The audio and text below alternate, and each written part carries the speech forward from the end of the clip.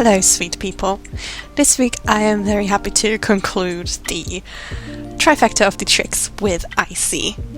As I did with her sisters, I will be drawing Icy's apprentice and full witch form, and you will see glimpses of other designs along the way, as my canvas is ginormous and my attention span fleeting. As she's the only one with the fleshed out backstory in canon, I bet many of you were wondering what I'd do with her. So without further ado, let's get into it. I may have alluded to it in previous videos, but Belladonna's bloodline is the most well conserved out of the three, meaning Icy inherited her aspect over solid phase water, aka ice, 1-to-1. As the ancestress before her, Icy also acts as the de facto leader of the group, if only because the influence of Belladonna's soul and will bleeds through into Icy's psyche the most, and she is therefore able to articulate plans for the three of them to complete what was started eons ago. But before Icy was known as a megalomaniac in the magic universe, she had a much more humble start on a small and cold planet called Distillus. Illuminated by a red dwarf, Distillus is a dim place with a naturally snowy climate, inviting only the most desperate to find shelter among its gentle hills. And, well, marginalised witchcraft-using communities were exactly that desperate to find a home for themselves at the fringe of the known universe. Here, Icy grew up with her parents, a teacher and a bank associate, and her little sister, Glissandra, in a proud community independent of the political tensions and trends of the core planets. Since she had inherited great affinity for magic, Icy had started practice way ahead of her age group, garnering her some attention in her community. Distillus fosters a uniquely close relationship between its ruling class and their charge. It is decreed by immutable law in every principality that royalty must intermarry with the common folk. While some called this practice lover's law, it was still mostly arranged marriage. Since she had proven herself to be a respectable young lady at age 10, Icy had been sought out to marry the local baron's son. Only it never came that far. It started with bad dreams, memories of her past life that pierced through the veil, glimpses of her potential and destiny. While she had dismissed them at first, after a while Icy could no longer ignore the clear narrative connecting her visions, telling her an exact story to follow. The less she slept well, the colder she got, physically and socially, withdrawing from people, yet so full of craving for company, she didn't know what to do with herself. The dreams never released her, and soon she started hearing the voice in her head even while she was awake, telling her to run and break free. Free of what? She couldn't identify. By age 12, she was having fuller dissociative episodes. Little fragments of time when she wasn't herself and felt like a spectator trapped inside her body instead of being inside of it.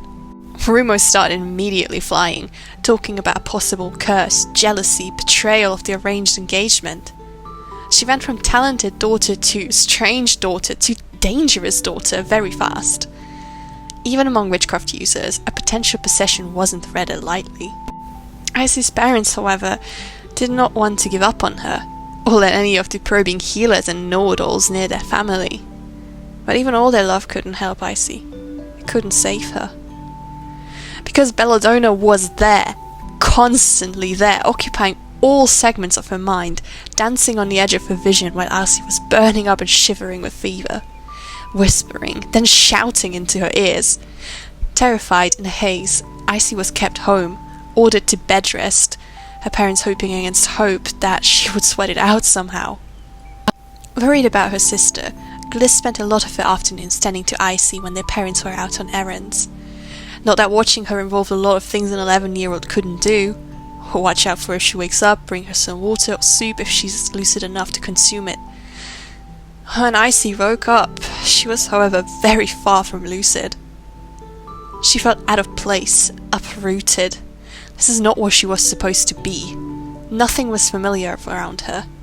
The solid wooden walls felt like they were pressing down on her, and she was being gripped by the need to flee, to crawl, to escape and run until she was safe with family again.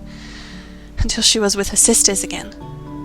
Sweet, clueless Gliss called out to her, but all Icy could see was an imposter, who dared to call herself a sister while she was clearly neither. It was only when blood was already on her hands that realization hit her and shocked her out of her insane mind. She had hurt her actual sister, but there was no way back now. Icy was aware that even if her regained clarity would last her entire life, she couldn't stay. Not with her family, out of guilt. Not with her community, out of shame of being branded a lunatic for good. She knew the only thing left to do for her was to find her sisters. So she left. After regrouping, the Tricks ended up at Cloud Tower, walked in there at age 14 like they already owned the place. Griffin, of course, was no fool, having been in charge of the Ancestress's reincarnation project. She recognized the fruits of her labor, but she was also hoping against hope that she had failed, that despite their relation to these girls, they would not be claimed by the Ancestresses. So to keep an eye on them, she allowed them to stay, kept them close, and told not a soul about what she suspected could happen in a few years' time. So, when the inevitable did happen 4 years later, and the Tricks took over Cloud Tower and attacked Althea, Griffin at least had to only defend herself from Faragonda's disapproving eyes, and not the ire of the public. So, I see as this very rigid and structured person. Obviously in her design we see the slick back ponytails all the way, the streamlined clothes.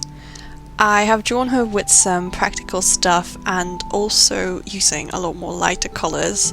I love dark blue on her, don't get me wrong, but white and teal with ice is just the thing for me. Her serious and overly proud nature obviously comes with drawbacks, and she needs to take a serious lesson in humility as time goes on. And because I love sending characters on the Torment roller coaster, I think it would be great if she could be sent on a journey where she goes through some amount of suffering to then melt her ice, so to speak, and become a little bit more sociable. With all the main girls done, I am actually going to put in a little bit of a break before I present you with the specialists, mainly because I need to draw most of them first, but I'm only human.